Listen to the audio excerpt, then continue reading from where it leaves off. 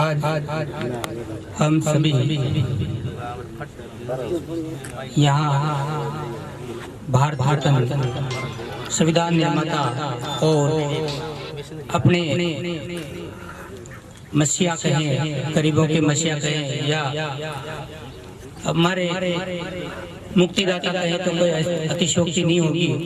इनकी जन्म दिन की 133वीं जयंती मना रहे हैं। आप सभी यहाँ इकट्ठे हुए सभी को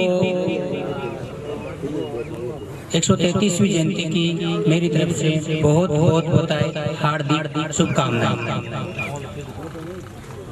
बाबा साहब की जयंती मनाने का अपना मेन उद्देश्य ये नहीं है कि हम एक दिन आओ बाबा साहब को फूल चढ़ाओ और भूल जाओ।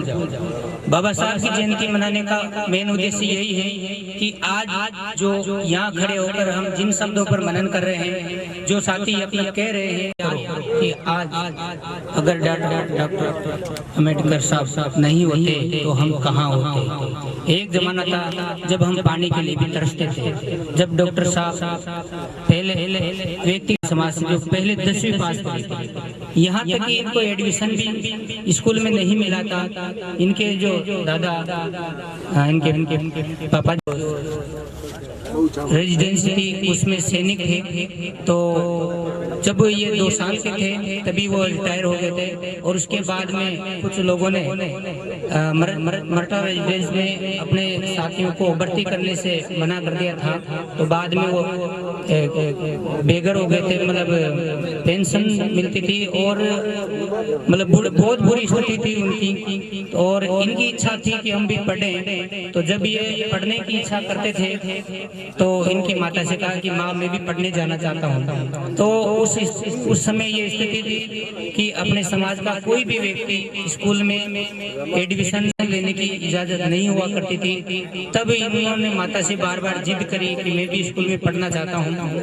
तो जब एक बार ये स्कूल में गए उनकी पिताजी, तो स्कूल के जो अध्यापक थे वो मना कर देते कि हम आपके समाज के लोगों को स्कूल में एडमिशन नहीं देंगे। तो ये बार बार जाते थे। तो एक बार इनके जो अधिकारी थे जो जहाँ जाके कहते हैं कि हमने जिंदगी भर देश की सेवा करी और आज हम स्कूलों में पढ़ भी नहीं पा रहे हैं, हमको इतना भी क्या अधिकार नहीं है कि हम स्कूलों में एडमिशन नहीं ले पाए। तो वो जो अंग्रेज अधिकारी था उसने सिफारिश करी, तब जाके इनका एडमिशन स्कूल में होता है और स्कूल जाता है, शुरू करते हैं। तो जो दूसरे बच्चे थे तो सारे स्वर्ण समाज के थे, तो इनको देख देख के भक्त थे। जब ये पास में बैठते थे वो दूर फेंकते थे, अरे तुम मेरे टच हो जाएगा, स्पर्श हो जाएगा तो हम सारे अपवित्र हो जाएंगे। तो इनको कक्षा से भी बाहर बिठाया जाता था। बैठने के लिए भी आपको पता ही होगा कि दरी पट्टी लेके जाते थे, अपनी दरी पट्टी खुद लेके जाते थे, खुद लेके आते थे। और जब इनको पानी पीना होता था तो वही स्वर्ण समाज के लोग इनको पानी पिलाया करते थे। कभी कभी अगर वो दूर चले जाते थे, नहीं होते थे, तो इनको दिन भर प्यासा ही रहना पड़ता था, घर आके ही पानी पीना पड़ता था। ऐसी स्थितियों में ये पड़े थे। और एक बार जब ये अपने जो पिताजी थे वो जब रिटायरमेंट हो गए थे तो सरकारी नौकरी नहीं थी, तो जो गोरेगांव में प्राइवेट में नौकरी करने लग जाते हैं, तो वहाँ जाते हैं। इन्होंने लेटर लिख दिया था कि मैंने लेटर लिख दिया है और पापा जी मेरे को रेलवे स्टेशन लेने आ जाएंगे। तो जब ये वहाँ जाते हैं तो इनको कोई लेने नहीं आता है। जब इनको पता चलता है कि कोई लेने नहीं आया, रात के 10 बज जाते हैं, 11 बज जाते हैं, तो स्टोर कीपर इनको देखता है, क्योंकि इनका पहनावा शुरू से बहुत बढ़िया था। इनके देखने से ये लगते थे कि वास्तव में बहुत ही बढ़िया परिवार के लड़के थे। इनके पापा जी के एक ही विचार था, एक तो ऐसे नहीं लगते थे कि ये कौन से समाज से, तो इनको देखते सब आकर्षित होते थे। तो वहाँ का स्टोर कीपर आता है, कहता है कि यहाँ क्यों? तो भाई मैं पापा जी से पास आया हूँ। तो इससे बातें करने लग जाते हैं और कहते हैं कि फिर यहाँ तो होता ही है, सबसे पहले 2 बात करते हैं, तीसरी बात जात की आती है, कौन से जात से हो? तो ये कहते हैं कि मैं इस समाज से हूँ। तो वो 10 फुट पीछे हो जाता है कि अरे तू इस समाज से है। और पैसे देके इनको जाने के लिए कहता है भाई इनको वहाँ पहुँचा देना। तो गाड़ी वालों को पता नहीं था कि ये कौन से समाज से हैं। जब रास्ते में चलते हैं तो वही नाम पूछा, दूसरी बात जाति, तो जो इन्होंने जाति बताई मैं महार जाति से हूँ, तो गाड़ी वाला गाड़ी से उतर जाता है ये मैं इस समाज का हूँ, तेरे को मैं गाड़ी में बिठाऊंगा, तो गाड़ी से उतर जाता है। इन्होंने सोचा कि रात के 12 बज रहे हैं, क्या करें, तो इन्होंने यही कहा कि दोनों भाइयों ने फैसला करा कि यार थोड़ा पैसा डबल कर देते हैं। उन्होंने जो उनको किराया था डबल करा, तो उनको पैसा डबल करते उसकी आशा कि ठीक है यार आपको छोड़ देंगे, लेकिन गाड़ी में नहीं चलाऊंगा। गाड़ी में आप बैठोगे, गाड़ी वाला आगे आगे और ये गाड़ी में। इस प्रकार इतनी दिक्कतें हुई इनको पढ़ने में भी। जब हम बाहर भी गए थे इनको बहुत दिक्कत होती थी। जब बाहर पढ़ के आए तो वहाँ अगर ये चाहते तो वहाँ भी सेटल हो सकते थे। इतने जब छुआछूत से गए थे तो वहाँ सेटल नहीं हुए, क्योंकि ये अपने लिए नहीं पढ़े थे। सबसे बड़ी बात यही है, डॉक्टर भीमराव अम्बेडकर जी अपने लिए नहीं पढ़े थे, अपने समाज के लिए पढ़ते थे। ये सबसे बड़ी बात है इनकी। अगर ये खुद के लिए पढ़े होते तो ये वहाँ भी सेट हो सकते थे। यहाँ आने के बाद इनको जब फाइलें दी जाती थी तो इनको दूर से ही फेंका जाता था, हर काम में इनको से दूर रखा जाता था।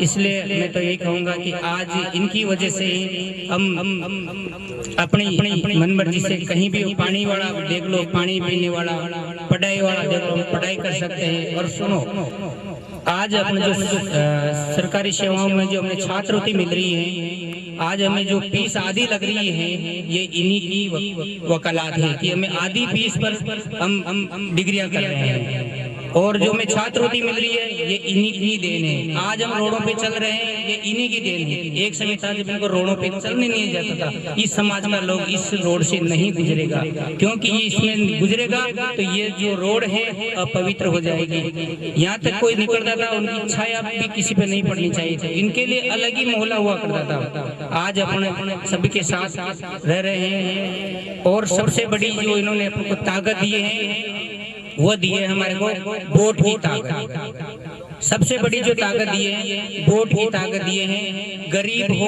अमीर हो कोई भी हो, सबके एक वोट मिलेगा। और आज अपनी मर्जी से मर्जी पड़े जो सरकार बना सकते हैं, मर्जी पड़े जो अपन बिगाड़ सकते हैं। सबसे बड़ी जो ताकत दी है वोट की ताकत दी है। इसलिए अपन को चाहिए कि अपन वोट दान नहीं करे। ये कहते ना मतदान करने गया हूँ, मत का दान नहीं करना है, हमें मत अधिकार करना है, मताधिकार। जो लोग अपने अधिकारों के लिए लड़े, उन लोगों के लिए हमें मतदान करना है। जो लोग अपने अधिकारों के लिए लड़े, जो अपनी पैरवी करे बाहर जाके, उन लोगों के लिए हमें वोट करना है। ताकि कोई भी हो अपना अधिकार के लिए जो नहीं लड़ेगा उसको वोट नहीं करना है, क्योंकि जो वोट का जो अधिकार दिया था अपने अधिकार के लिए देता, ये किसी को दान नहीं दिया था। आप उसको ही दो वोट जो आपके अधिकारों के लिए लड़े, आपके लिए कुछ भी करने के लिए तैयार है। और वोट लेने के बाद आपको नजरअंदाज जो कर देता है, कोई भी हो, मैं किसी पार्टी विशेष की बात नहीं कर रहा, उसको कभी वोट मत दो। अपने अधिकारों के लिए लड़ने वाले व्यक्ति को वोट दो। और इनका जो संकल्प है, इन्होंने 3 आपको सिद्धांत दिए थे। पहला था इनका शिक्षित बनो। शिक्षित बनने का मतलब ऐसा नहीं है कि अपने पढ़ लिख गए, शिक्षित होने का मतलब है कि हमें ये पता होना चाहिए कि कौन अपना है कौन पराया है। पढ़ लिखने के बाद भी अगर हमको ये पता नहीं चला कि कौन लोग अपना है कौन पराया है, कौन अपना हितैषी है कौन अपना, तो कोई दिक्कत, कोई पढ़ा लिखा नहीं माना जाएगा, अशिक्षित ही रहेगा एक प्रकार से। दूसरा है संगठित रहो।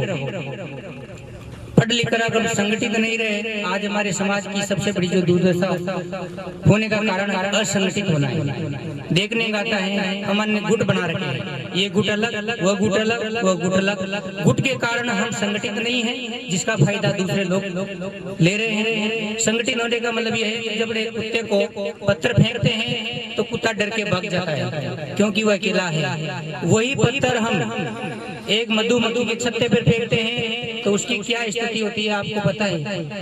मधुमक्खी के छत्ते में जो भी पत्थर फेंकता है, सारी मधुमक्खियां क्योंकि वो संगठित हैं उसके पीछे दौड़ती तो उसकी शक्ल देखने लायक नहीं रहती है। तो हमें अकेला नहीं रहना है, मधुमक्खी की तरफ एकत्रित रहना है और अपने अधिकारों के लिए लड़ना है और लास्ट का संघर्ष करो। अगर शिक्षित होंगे, संगठित रहेंगे, तभी बाकी आती है संघर्ष की, है ना। इसलिए मैं सभी को आज ये जो प्रोग्राम करा इसके लिए बहुत बहुत बधाई देता हूँ और सबसे ज्यादा धन्यवाद देता हूँ मैं डॉक्टर साहब गोविंद राम जी का और यहाँ कमेटी का, जिन्होंने इतना शानदार प्रोग्राम करा और इसके लिए मैं तहे दिल से हृदय की गहराई से इनका आभार व्यक्त कर रहा हूँ। मेरे को बुला के मान सम्मान दिया, इसके लिए बहुत बहुत धन्यवाद। जय हिंद, जय भारत, जय श्री राम।